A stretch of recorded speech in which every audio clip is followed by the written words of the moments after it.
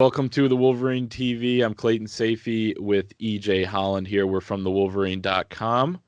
We're running a special promo on our site right now up until kickoff of Michigan and Minnesota, which is 7:30 on Saturday night. You can get a year-long subscription to the Wolverine.com, your first year for just $12. That's $1 per month. So go check that out right now. We got all of EJ's recruiting scoops, all of our premium articles up on the site. You can get all of those for a full year for just $12. In this video, we are talking about Michigan's season and how it can impact recruiting. So a big year upcoming here, year 6 for Jim Harbaugh, obviously recruiting pretty well here in 2021, off to a good start in 2022. And they've done a good job over the pandemic, but the pandemic's not over, but the long off season is, and Michigan's about to take the field here.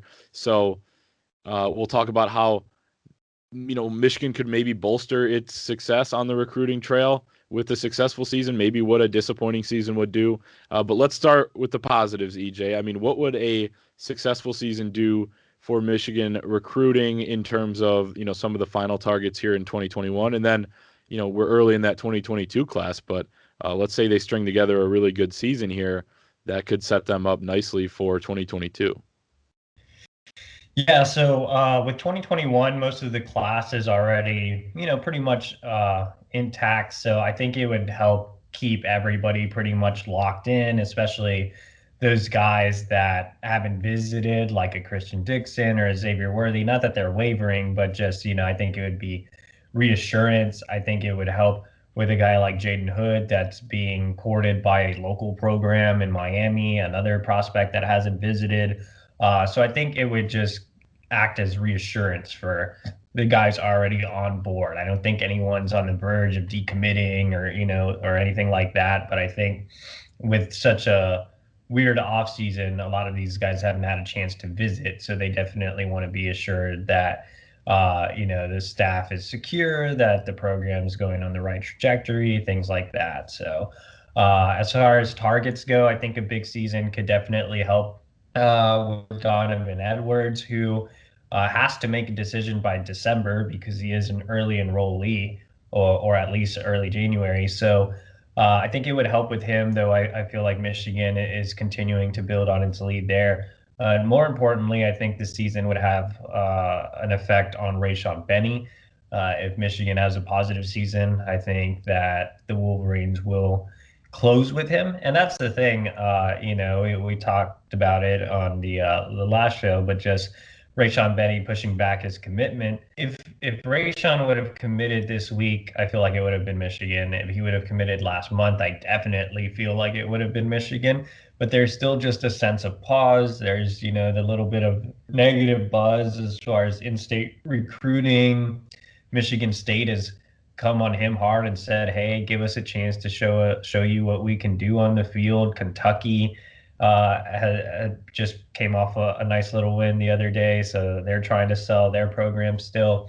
So I think he just wants to give the programs a chance to showcase what they can do on the field this year. And if Michigan goes into the big house on Halloween and whips Michigan State around, I think that's a key game, especially for that Rayshon Benny recruitment. So I think that's what a positive season would do for 2021. And then 2022, I think it would definitely set the tone for high-profile guys like Will Johnson and Damani Jackson and Joshua Burnham and guys like that. So Michigan's already off to a nice little start in 2022, landing two Rivals 250 prospects in Tyler Martin and Alex Van Sumeren. So I think it would keep the momentum going in 2022. From what you hear with, talking to all these recruits, the commits, and then all the targets, and then from talking to sources around the program as well, how much of Michigan's recruiting pitch is about what they're doing on the field? I know we hear a lot about how, Jim Harbaugh talked to me, and it was, all about family, and it was all about building our personal relationship. A lot of guys will say something like that, but they also talk about the season. I was talking to Giovanni El-Hadi after his game last week, and he said that Coach Harbaugh keeps telling him how excited they are for the season. Now, Giovanni El-Hadi's not a guy like, you mentioned a couple names. He's in that group that is not wavering on his commitment and is planning on enrolling early. But maybe for some other guys, how much do they talk about the expectations of a season? Do they talk about, we're going to be competing for a Big Ten or national championship, and that's why you should join us? I know it's a balance both ways, but how much do you think that that is coming up in some of those conversations? I don't think that it comes up as much as maybe some other programs. I mean, this is Michigan. It's the name speaks for itself. The history speaks for itself. It's Michigan. So I don't think that comes up as much. I do think recruits obviously want to see Michigan take the next step and beat Ohio State. They want to see them beat Penn State, and those are really the big games. I mean, Michigan State is key for Rayshon Benny, but nobody cares about Michigan State right now. I mean, Wisconsin, Minnesota are big games too, but it's not like Michigan's in any recruiting battles with those teams. So I think the bigger games are Ohio State and Penn State. And I think as those dates come closer, the commits or the targets will talk to the staff about those games. But from an overall perspective, Michigan doesn't necessarily have to sell, well, we're going to do this season because, it's Michigan. But at the same time, I think what is more so at the top of mind for these commits is one, how will I fit into the system?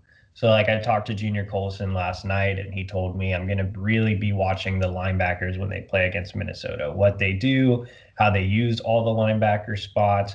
If I'm going to be the Viper, how am I going to fit in as the Viper? Am I a better fit at another linebacker spot? So even Tommy Doman, who's the kicker slash punter, told me he's going to have a notebook out taking notes every time that they punt just to see what they do as far as the punt team. And there's like a lot of intricacies that go into punting that you wouldn't think about, just like the type of punt, the location of the punt, trajectory, hang time, things like that. So he's going to have a notebook out writing what exactly Michigan does. So I think all these commits are just going to be studying their positions. And on top of that, they're going to be looking at the depth chart. Are these guys that are going to be in front of them impressive? Like, are the guys making plays at that position seniors? Are they sophomores? Who are they going to be competing with?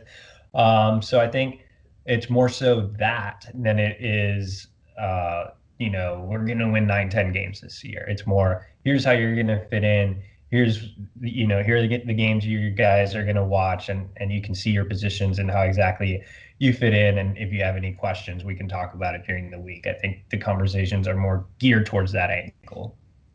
I think that's a really interesting point. If you're a wide receiver, you're going to be watching, what kind of offense is Michigan going to run with Joe Milton now as the quarterback? Am I going to get a ton of touches? Am I going to, be able to connect on a couple deep balls and catch the ball deep?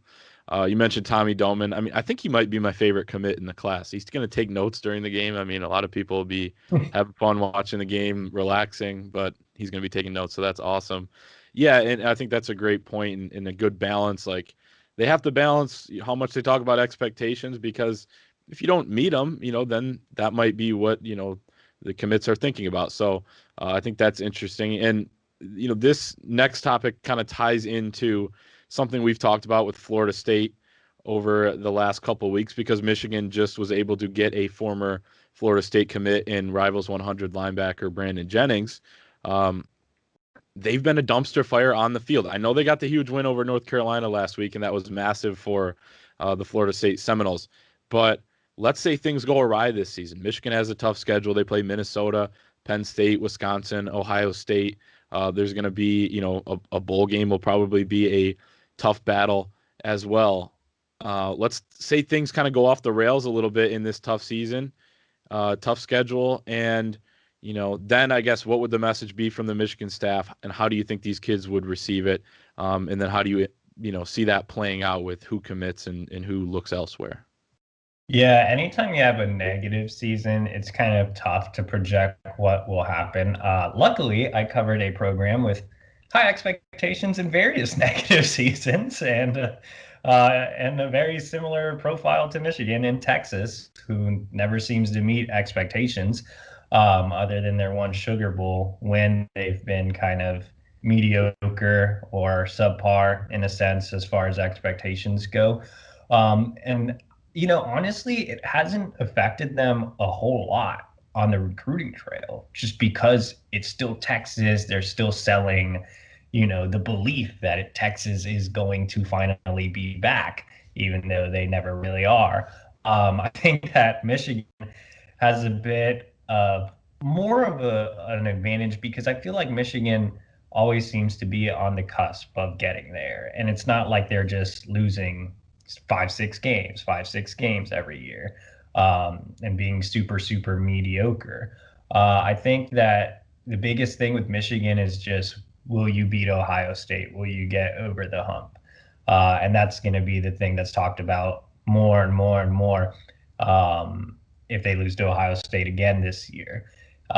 If Michigan drops a game to Penn State, they drop a game to Penn State. I think if as long as they, split those four, they'll be fine. The big ones: Penn State, Wisconsin, Minnesota, Ohio State. So, and they split those games, they'll be fine. If it turns into an absolute train wreck and they lose all four of those games, but they win the other ones, they'll still be fine. I honestly, I mean, the fan base might not be too happy, but I think they'll be fine from a recruiting standpoint. So honestly, when you're a big program like a Michigan or like a Texas, I don't think it has a huge effect. I think with the remaining targets like Rayshon Benny, it obviously might not help, but I feel like Rayshon's paying more attention to the Michigan State game than those big four. Donovan Edwards could give him a little bit more of a wondering eye. You could have a couple of commits, questioning things, but at the end of the day, I don't think a bad season is going to be catastrophic from a recruiting standpoint. At the end of the day, most of these kids care about one game, and that's Ohio State. Yeah, so we talked about what a good season would do, what a bad season would do, and you bring up the Ohio State factor. What would a great season do? Because when Michigan lost, in double overtime in 2016 in Columbus, a lot of people say that, if they pull that game out, things are completely different here. 3-4 years later, the trajectory of the program is much higher. Let's say they beat Ohio State, they win the Big Ten, it's a coup of a year. Then are we looking at, they'll never be Ohio State in terms of recruiting, the way that they're recruiting here in this cycle and then early in 2022. But could they possibly then be in on more kids that Ohio State is in on and really become one of those elite recruiting programs, at least for a couple of years while they're at the top? Yeah, for sure. I mean, it's Michigan. I mean, people always ask me, what can Michigan do better? And honestly, there's the little bit of buzz around in-state recruiting and, some buzz about Harbaugh's contract, and all of that stuff will just go away if Michigan beats Ohio State. That's really the big thing. Michigan has the tradition, they have the academics, they have a decorated coaching staff, they have good recruiters across the board. They have a culture, a sense of identity. I mean, there's nothing else Michigan needs to do other than just beat Ohio State. If Michigan beats Ohio State, then they can take the next step in recruiting and recruit along the lines of the teams that are consistently in the playoffs, including Ohio State. So Michigan already recruits at a top 10 and worst case top 15 level every single cycle. So I think to get to that top 5 every single cycle, like Ohio State, you have to beat Ohio State. And honestly, as an entire program and university, like Michigan has more to sell than Ohio State does. The only difference is Ohio State's winning games. If Michigan wins the games just like Ohio State, they have more to sell as a university. Better academics, better town. There's Jim Harbaugh, Ryan Day. I think the overall standpoint favors Michigan if they can just win at that level. And like I said, all those stupid little questions, those stupid little complaints that we hear all the time will just go away if they beat Ohio State. But with all of that said, it's going to be really hard to beat Ohio State. That's what I was going to say. Easier said than done. But certainly it would go a long way, not only for the team and just like reaching your goals, but also for then the future and recruiting and what we're talking about here. Michigan kicking off against Minnesota their season. EJ, I need a prediction from you. I know you don't watch that many of the Michigan games because you're always on the road, but Michigan, Minnesota, 7:30. What's going to happen come midnight? Is it going to be total meltdown for the Michigan fan base, or are we going to be? Is the Michigan fan base going to be happy tonight?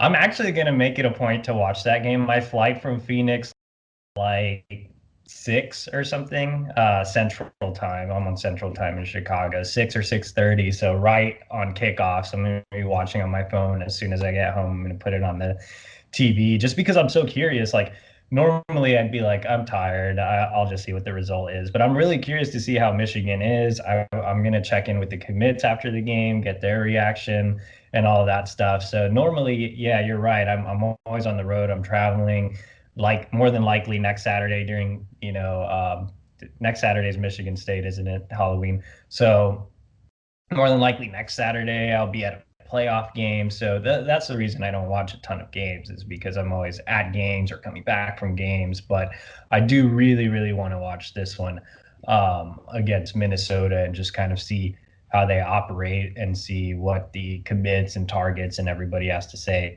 about the game, especially if Michigan wins. And so I know Michigan's a 3-point favorite. Obviously, it's on the road. It's going to be extremely cold. I don't know what the over under is, but I'd probably go with the under. And like I said, I don't even know what it is. Honestly, I do think it's probably going to come down to, field goal or last possession. I think it's going to be an extremely close game. Like if I had to pick a score, it'd be like, I don't know, 21-20 Michigan. Okay, so an instant classic. Yeah, and I actually think there's going to be some points on the board. I got 34-25 in my final, Michigan pulling out a victory. Minnesota's got a couple guys out, and they won't even specify how many out due to COVID. So we'll see what happens here Saturday night, 7:30 ABC. But that right there is how Michigan season, depending on how it plays out, how that can impact recruiting. So we'll see you guys next time here on the Wolverine TV, and make sure to check out our promo. Use promo code UM12 for one, UM12FOR1 to get your first year at thewolverine.com and Rivals for just $12.